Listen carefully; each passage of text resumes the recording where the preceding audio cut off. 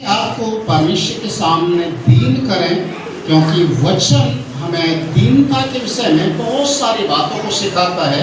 और जबकि हम उपवास में हैं, याद रखिए उपवास का मतलब होता है अपने आप को नम्र और दीन करना, प्रभु के सामने आकर घुटने टेकना, प्रभु को अंगीकार करना और अपने किए हुए उन तमाम गलती पापों को प्रभु के सामने मान लेना। आज हम लोग जो परमेश्वर के वचन से इन बातों को देखेंगे, तो मैं चाहूँगा कि हम आरंभ करेंगे आज के वचन को दूसरा इतिहास उसका 7 अध्याय उसका 14 पद हम पढ़ेंगे। दूसरा इतिहास 7 अध्याय उसका 14 पद।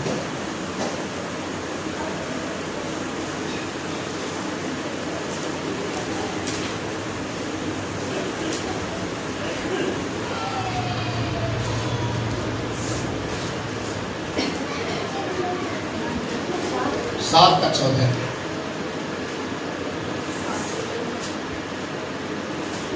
कोई भी जन्म से आवाज में पढ़े। तब यदि मेरी प्रजा के लोग ध्यान से सुने, हम उपवास के समय में हैं। उपवास का मीनिंग क्या है और अपने आप को हमें किस तरीके से प्रभु के लिए तैयार करना है। यदि मेरी प्रजा के लोग अपने आप को दीन करें, यदि मेरी प्रजा के लोग जो मेरे कहलाते हैं दीन होकर प्रार्थना करें और मेरे दर्शन के खोजी होकर अपनी बुरी चाल से फिरें, तो मैं स्वर्ग में से सुनकर उनका पाप क्षमा करूंगा और उनके देश को ज्यों का त्यों कर दूंगा। यदि मेरी यस मैं 14 पद, यदि मेरी प्रजा के लोग अपने आप को नम्र और दीन करें। प्रिय भाई और बहनों, यहाँ पर ध्यान से अगर पढ़ेंगे वचन को तो लिखा है यदि मेरी प्रजा के लोग अपने आप को नम्र और दीन करें और परमेश्वर की उपस्थिति में आए, पापों को अंगीकार करें, तो परमेश्वर क्या करेगा? हमें क्या करेगा?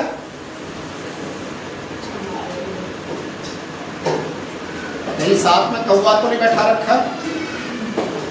मैं तुम्हें क्षमा करूंगा। क्या करेगा? क्षमा करूंगा। क्षमा करूंगा उनके देश को जो का त्यों कर दूंगा। इसका मतलब आप बाइबल नहीं देख रहे हैं। यदि मेरी प्रजा के लोग नम्र और दीन होकर मुझसे प्रार्थना करें, परमेश्वर क्या कहता है? यदि मेरी प्रजा के लोग नम्र और दीन होकर मुझसे प्रार्थना करें, तो मैं उनकी सुनूंगा, उन्हें चंगा करूंगा और उनके देश को ज्यों का त्यों करूंगा। यह परमेश्वर का वादा है। पर शर्त क्या है? यहाँ पर क्या बनना पड़ेगा? पहले दीन और नम्र बनना पड़ेगा। दीन परमेश्वर के वचन में याकूब की किताब उसका 4 अध्याय 10वां पद आप पढ़ेंगे, तो वहां पर इसका दीन बनने का जो रिवार्ड है वो वहां पर लिखा हुआ है। अगर परमेश्वर के लोग दीन होकर प्रभु के हाथों में अपने आप को देंगे, प्रभु के हाथों में अपने आप को समर्पित करेंगे, तो परमेश्वर उन्हें शिरोमणि बनाएगा। क्या बनाएगा? शिरोमणि। शिरोमणि का मतलब जानते हैं?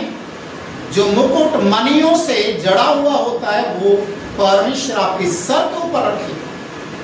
शिरोमणि, सिर के ऊपर रखने वाला मुकुट जो मणियों से जड़ा हुआ रहता है। याकूब की किताब 4 अध्याय उसका 10 पद ऊंची आवाज में पढ़ सकते हैं। याकूब 4 का 10।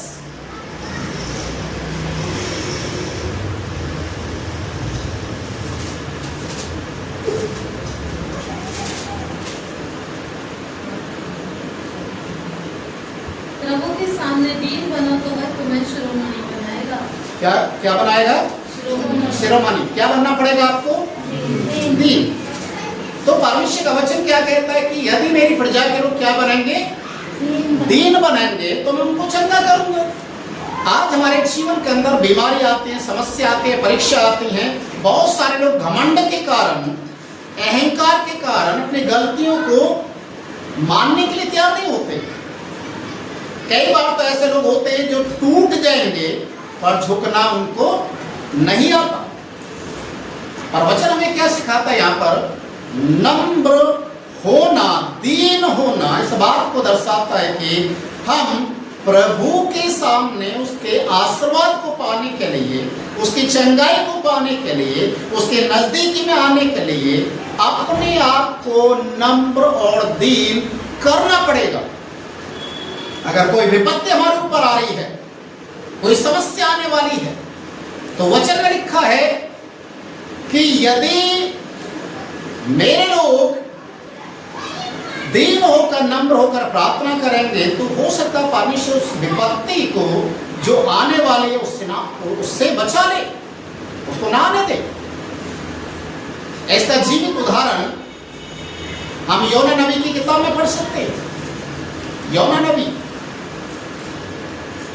जब योना नबी निनवे शहर के अंदर जाता है, उसका 3रा अध्याय पढ़ेंगे तो वहां पर लिखा है वो गुस्से में जाकर प्रचार करता है, सारे लोगों को बोलता है परमेश्वर तुम्हारे ऊपर न्याय भेजने वाला है, तुम्हारे देश को उलट पलट करने वाला है, तुम्हारे पाप इतने ज्यादा हैं कि जो परमेश्वर के नजरों में स्वर्ग तक पहुंच चुके हैं, परमेश्वर न्याय करने के लिए जा रहा है। तो वहां के लोगों ने जब योना के प्रचार को सुना, लिखा हुआ बाइबल में, राजा से लेकर एक गरीब बंधुआ मजदूर तक उन्होंने अपने आप को दीन किया। राजा ने भी अपने राजकीय वस्त्र उतारे, सिंहासन से नीचे जमीन पर टाट ओढ़कर राख में बैठे। शेष लोग भी, बाइबल में लिखा निनवे शहर के अंदर जो लोगों की संख्या थी वो 1,20,000, 1,20,000। लिखा जानवरों ने भी उपवास रखा, इंसानों ने भी उपवास रखा। कितने दिन? 3 दिन 3 रात। Hallelujah, hallelujah. जब उपवास रखा, लोगों ने अपने आप को दीन कर लिया, रात में बैठकर टाट ओढ़कर रोना बिलखना शुरू किया कि परमेश्वर हमारे ऊपर जो विपत्ति आने वाली है उससे हमें आप क्षमा करें, उससे हमें बचाएं, दीन होगी। तो परमेश्वर ने जो विपत्ति आने वाली थी, जो न्याय उस देश के ऊपर आने वाला था, परमेश्वर ने उस देश को क्या किया? क्षमा किया।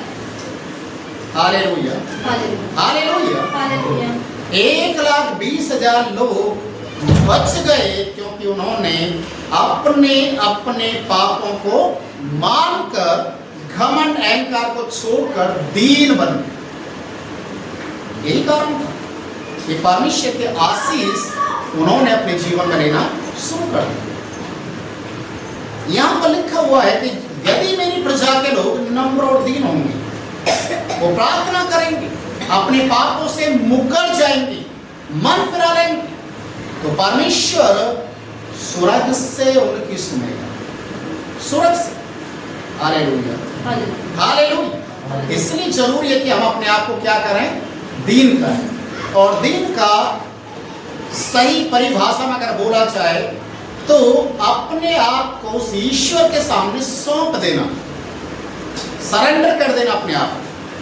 तब परमेश्वर उन कार्यों को करेगा जिसके लिए आपने उपवास रखा है, व्रत रखा है, प्रार्थना की है, किसी से प्रार्थना करवा रहे हैं, तो आपकी प्रार्थना वहां पर स्वीकार की जाए। परमेश्वर के वचन में मत्ती रचित सुसमाचार उसका 5 अध्याय उसका 3 पद अगर आप पढ़ेंगे तो वहां पर भी दीनता के विषय में लिखा हुआ है, जो मन के दीन हैं वे स्वर्ग के राज्य के अधिकारी हो जाएंगे, स्वर्ग का राज्य उन्हीं का हो जाएगा। Hallelujah, hallelujah. पढ़ें जरा 5 का 3, मत्ती 5 का 3। वे जो मन के दीन है, धन्य है वे जो मन के दीन हैं, क्योंकि स्वर्ग का राज्य उन्हीं का है। धन्य है वे जो मन के दीन है, क्योंकि स्वर्ग का राज्य उन्हीं का है। परमेश्वर दीन लोगों के लिए देखिए कितना बड़ा एक आशीर्वाद की घोषणा करता है। पर आज मनुष्य का जो घमंड और अहंकार है वो उसे दीन होने के लिए या झुकने के लिए तैयार नहीं होने देते। यही कारण है कि आज आशीषें हमारे जीवन से चली जाती हैं। परमेश्वर का वचन यहाँ पर साफ रीति से कहता है, जो मन के दीन है, जो मन के दीन है, जो ईश्वर की खोज करते हैं, ईश्वर को पाने के लिए हमेशा अपने आप को परमेश्वर के हाथों में समर्पित करते हैं, प्रभु उनके लिए अद्भुत कार्य। पहला पत्रस की किताब उसका 5 अध्याय उसके 6 पद में लिखा है, दीनता के विषय में, इसलिए कि परमेश्वर के हाथ के नीचे दीनता से रहो, जिससे वह तुम्हें उचित समय पर बढ़ाएगा।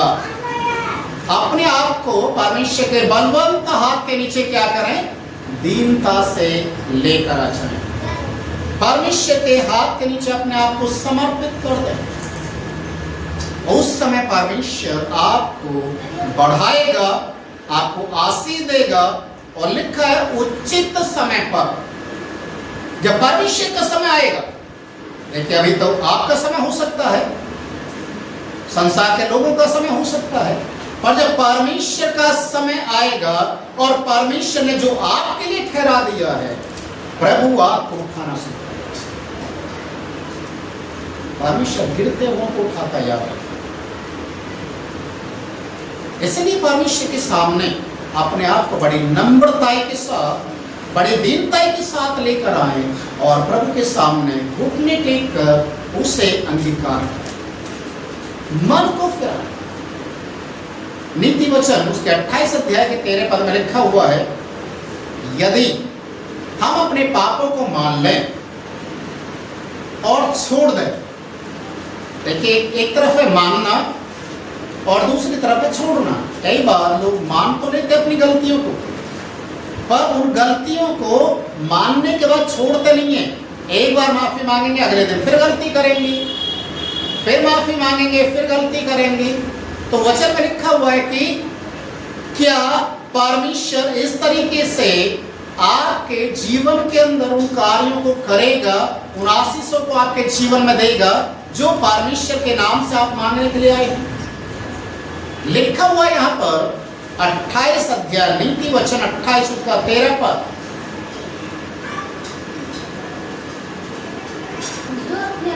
जो अपने अपराध को छिपा के रखता है उसका कार्य सफल नहीं होगा, परंतु जो उनको मान लेता, जो अपनी गलतियों को मान लेता है और छोड़ भी देता है, उस पर दया की जाए। परमेश्वर उसके ऊपर दया करता है। ये सिंपल है। गलती को मानना भी है और छोड़ना भी है, तभी परमेश्वर आशीष दे, तभी परमेश्वर आपकी गलतियों को भी क्षमा करेगा। अगर आप आज गलती को मान रहे हैं, आज माफी मांग रहे हैं, कल फिर उसी गलती को दोहरा रहे हैं, फिर माफी मांग रहे हैं, फिर गलती को कर रहे हैं, तो परमेश्वर आपको क्षमा नहीं करेगा। फिर आपके लेखे में आपकी गलती की सजा परमेश्वर लिखना शुरू करेगा और सही समय पर आपको दंड का सामना करना पड़ेगा। इसलिए लिखा है परमेश्वर उचित समय पर हमें बढ़ाएगा भी अगर हम दीन हो जाते हैं। और अगर घमंड और अहंकार से भरे रहेंगे तो जब परमेश्वर का समय आएगा तो वो न्याय भी हमारा जरूर से करेगा। इसलिए यहाँ पर लिखा हुआ है कि हम अपने आप को नम्र और दीन बनाएं, अपने आप को दीन बनाएं, ताकि परमेश्वर के उस आशीष को अपने जीवन में ले सके जिसके लिए परमेश्वर ने आपको और मुझे मौका दिया है कि हम अपने आशीषों के लिए प्रभु को पुकारें, प्रभु के सामने। Hallelujah, hallelujah. एक और बाइबल में इसी प्रकार से हन्ना के विषय में बाइबल में लिखा हुआ है, उसने भी अपने आप को क्या किया? प्रभु के भवन में आकर दीन बनकर प्रार्थना किया। दीन बनकर जब प्रार्थना किया, परमेश्वर के सामने पुकारना शुरू किया, रोना शुरू किया, बिलखना शुरू किया, परमेश्वर ने उसकी प्रार्थना को सुन लिया। और उसे वो आशीर्वाद दिया संतान के रूप में, जो इतने सालों से उसे संतान नहीं मिल पाती। तो प्रभु के भवन में आने का मतलब अपने आप को नम्र और दीन करना है, अपनी गलतियों को स्वीकार करना है, अपनी गलतियों के लिए तौबा करना है। जब इस तरीके से हम अपनी गलतियों को मानेंगे और प्रभु के सामने आएंगे, प्रभु के नाम में विश्वास करेंगे, तो परमेश्वर हमारी गलतियों को क्षमा ही नहीं करेगा, बल्कि वो हमें उठाकर खड़ा करेगा। और लिखा है बाइबल में, वो हमारे देश को भी चंगा करे। हालेलुया। इसलिए अपने आप को परमेश्वर के सामने दीन बनाएं। याकूब की किताब उसके 5वें अध्याय में एक और बात लिखा हुआ है, उसके 15-16 पद को आप पढ़ेंगे। लिखा हुआ है, यदि हम एक दूसरे के सामने अपनी गलतियों को मान लें तो परमेश्वर हमें क्षमा करने में विश्वास योग्य और धर्मी है। यदि हम अपनी गलतियों को एक दूसरे के सामने मान लें, हालेलुया। और हमारा घमंड, हमारा अहंकार इतना ज्यादा होता है कि हम अपनी गलतियों को मानना ही नहीं चाहते। हम अपनी गलतियों को मानना सीखना पड़ेगा। अगर गलती की है तो माने उसको। घमंड में आकर या दोष लगाने वाला कार्य हम ना करें। लिखा है, एक दूसरे के सामने गलतियों को मानेंगे तो परमेश्वर हमें क्या करेगा? क्षमा करेगा, चंगा भी करेगा। उसने अगर कोई पाप भी किए हैं तो भी क्षमा हो जाएगी, क्योंकि धर्मी जन की प्रार्थना के द्वारा बहुत कुछ हो सकता है। हालेलुया। इसीलिए परमेश्वर का वचन आज हमें सिखाता है, दीन बने। दीन, जो आप अपने आप को दीन बनाएंगे, जितना अपने आप को दीन करेंगे। मैं एक उदाहरण दे रहा हूँ। दीनता के विषय में बहुत सारी बातें हैं। मत्ती रचित सुसमाचार उसका 16 अध्याय का 24 पद आप पढ़ेंगे तो वहाँ पर दीनता के विषय में एक शब्द लिखा हुआ है। मत्ती 16 का 24।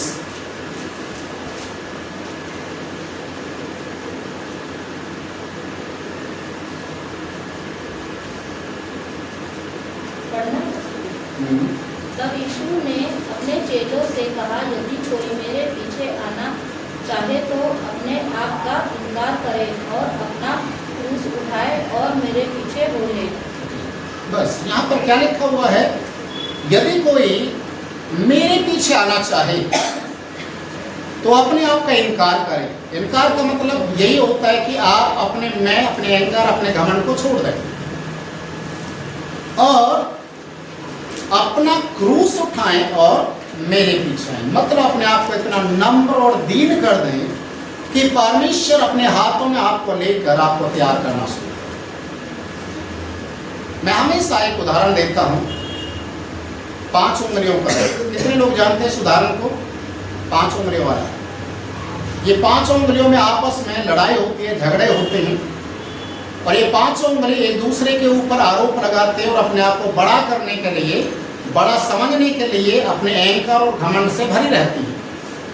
तो सबसे पहले हाथ नंबर आता है इसका। ये सबसे मोटा है, सबसे ताकतवर है और इंसान की पहचान, आइडेंटिटी इसी के अंदर है। ये क्या कहता है? पढ़ा लिखा कितना भी होने से जब तक ये ना लगेगा सिग्नेचर तो कोई भी कर सकता डुप्लीकेट, इसलिए सबसे बड़ा मैं। तो इसने अपने आप को बड़ा करके इसलिए दिखा दिया क्योंकि इसके पास आइडेंटिटी है, इसके पास ताकत है, ये अपनी पहचान को दिखा सकता है। उसके बाद दूसरा नंबर आता है इसका। ये क्या है? ये वो उंगली है जो हमेशा किसी को अगर दोष लगाना है, किसी को दिखाना है, या बहुत सारे जो लोग हैं जो इस तरीके से उंगली करके रखते हैं, वो इस बात को दिखाते हैं कि यही है जो मार्गदर्शक का कार्य करता है। समझ में आ रहा है? अगर किसी से आप रास्ता पूछेंगे तो वो ऐसे बताएगा, ऐसे नहीं करेगा हाथ से। उंगली किसी को दोष लगाना है, किसको बुलाना है, आप नाम किसी का लेंगे तो वहां पर अगर 2-3 उसी नाम के व्यक्ति बैठे हुए होंगे तो आप उंगली उठाकर बोलेंगे नहीं आपको नहीं, है ना? ऐसा होता है या नहीं? तो सबसे ज्यादा अपने आप को बड़ा चढ़ाकर किसने दिखा दिया? इसने, क्योंकि मैं रास्ता दिखाने वाला और दोष लगाने वाला मैं हूं। उसके बाद आता है नंबर इसका, ये क्या कहते मालूम है? आप कहीं खड़े होकर देखिए, सबसे बड़ा तो मैं हूं। तुम अपने आप को क्या कहते हो? सबसे बड़ा तो मैं हूं। और देखिए आप सबकी उंगलियों में सबसे बड़ी यही उंगली निकलेगी। इसका घमंड था, इसका अहंकार था, तो इसने अपने आप को बड़ा करके दिखाया। उसके बाद नंबर आता है इसका, सेकंड लास्ट। ये क्या कहती है मालूम है? आप चाहे कुछ भी बोलो अपने लिए, कैसा भी बोलो, पर जब किसी का रिश्ता जुड़ता है या किसी को प्रेम के साथ कोई चीज दी जाती है तो यही है जिसमें अंगूठी पहनाई जाती है, जो एक रिश्ते को दर्शाता है। अगर इसको निकाल दिया जाए तो अंगूठी किसमें पहनाएंगे? रिश्ते को जोड़ने वाला मैं हूं, चाहे वो कोई सा भी रिश्ता। तो इन्होंने चारों ने अपने आप को बड़ा बड़ा बड़ा बड़ा करके बोलना शुरू किया। लड़ाई हो रही है इनके बीच में, बड़ा मैं हूं, बड़ा मैं हूं, बड़ा मैं हूं। ये जो सबसे छोटे छुटंगी, इसके पास तो कोई जवाब ही नहीं है, क्योंकि सबसे कमजोर, सबसे पतली, सबसे छोटी तो यही है। ये बिल्कुल शांत होकर बैठ गई कि अगर मैं बोलूं मोटी हूं अंगूठा की तरह तो भी नहीं हो पाएगा, पहली उंगली के समान बोलूं तो भी नहीं, खड़ा करके देखो तो सबसे छोटी मैं हूं। अगर इस सेकंड लास्ट के लिए बातचीत आती है तो ये हकीकत में रिश्ता तो यही जोड़ती है, तो मैं तो सबसे छोटी हूँ। इसने क्या किया? अपने आप को छोटा ही करके समझ लिया। पर क्या हुआ मालूम है? जब ये हाथ ईश्वर के सामने जाता है, अपने से बड़े के सामने जाता है, और जब हाथ जोड़ा जाता है तो सबसे आगे कौन रहता है? देखिए भाई बहनों, अपने आप को छोटा बनाना शायद हो सकता मनुष्य के नजरों में मजाक का कारण बन सकते, पर ईश्वर के सामने आप बड़े बन जाते। हालेलुया। इसलिए दीनता हमारे जीवन के अंदर होना बहुत जरूरी है। अगर आपके अंदर दीनता है, आप दीन बनेंगे तो स्वर्ग के राज्य में आप जा सकते, क्योंकि स्वर्ग का राज्य आपका है। अगर आप अपने आप को दीन बनाएंगे तो परमेश्वर आपको भला चंगा करेगा। अपने आप को दीन करेंगे तो आपके देश को भी परमेश्वर चंगा करेगा। आप अपने आप को दीन बनाएंगे, अपनी गलतियों के लिए अंगीकार करेंगे, छोड़ देंगे, तो प्रभु आपके ऊपर दया करेगा। निनवे शहर के अंदर जैसे परमेश्वर ने अपनी दया को प्रकट किया, वैसे हमारे ऊपर भी आ सकती है। सबसे पहले हमें अपने आप को क्या करना पड़ेगा? दीन बनाना। एक सबसे बड़ा उदाहरण बाइबल में यीशु का दिया गया है। सबसे बड़ा उदाहरण जो आप फिलिपियों की पत्र उसका 2 अध्याय निकालेंगे, उसके 5 पद से लेकर 11 तक आप पढ़ेंगे। आराम से अपने घर में पढ़ना, ये आपके लिए होमवर्क भी है। फिलिपियों 2 का 5 से 11 पद, वहां पर लिखा है परमेश्वर होने के बावजूद यीशु ने परमेश्वर होने के अधिकार को इस्तेमाल में ना लिया। लिखा उसने अपने आप को इतना नम्र और दीन बना लिया, इतना नम्र और दीन बनाया कि क्रूस की मृत्यु भी उसने सहन कर ली।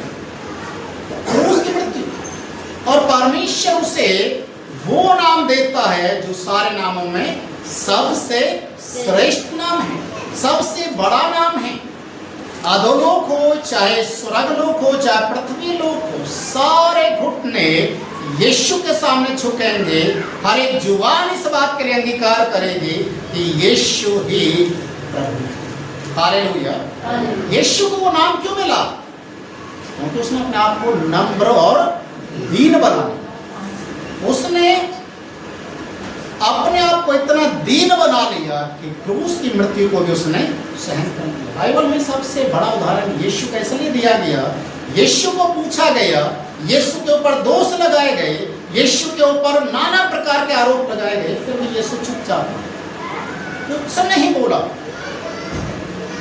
क्योंकि उस समय के लोग यीशु का न्याय नहीं कर पाए।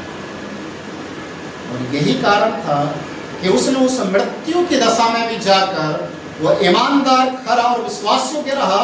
इसी कारण परमेश्वर ने उसे वो आशीर्वाद दिया, वो आशीष दिया, जो आज हर एक घुटना उसके सामने झुकता है, हर एक जुबान अंगीकार करे कि आज नहीं तो कल उन्हें प्रभु के सामने झुकना ही पड़ेगा और इस बात के लिए अंगीकार करना पड़ेगा यीशु ही। हालेलुया। इसलिए आज इस उपवास के समय अपने आप को दीन कर, क्योंकि प्रभु का वचन कहता है मेरे भवन में जो आएगा अपने आप को दीन करेगा, नम्र करेगा, अपनी गलतियों को मान लेगा, तो मैं उसे चंगा करूं, मैं उसे चंगा करूं, मैं उनके देश को चंगा करूं, मैं उनको आशीर्वाद दूं। आज अगर आपको परमेश्वर की आशीषों की जरूरत है, आपको परमेश्वर से आपको आशीष पाना है, अनुग्रह पाना है, तो जरूरी है कि आप अपने आप को दीन बनाएं और प्रभु के सामने उसके हाथों में अपने आप को सौंप दें। प्रभु आपको खाना शुरू करेगा, परमेश्वर आपको शिरोमणि बनाएगा। आज नहीं तो कल ये बातें लोगों के बीच में भी प्रकट होने लग जाएंगी कि प्रभु के नाम को लेने वाला व्यक्ति, खराई और सच्चाई से चलने वाला व्यक्ति आज नहीं तो कल वो बुलंदियों को छूता है, आशीषों को पाता है और एक दिन आपकी गवाही दूसरे लोगों के लिए आशीष का कारण बनना शुरू करेगा। Hallelujah, hallelujah. आइए प्रार्थना।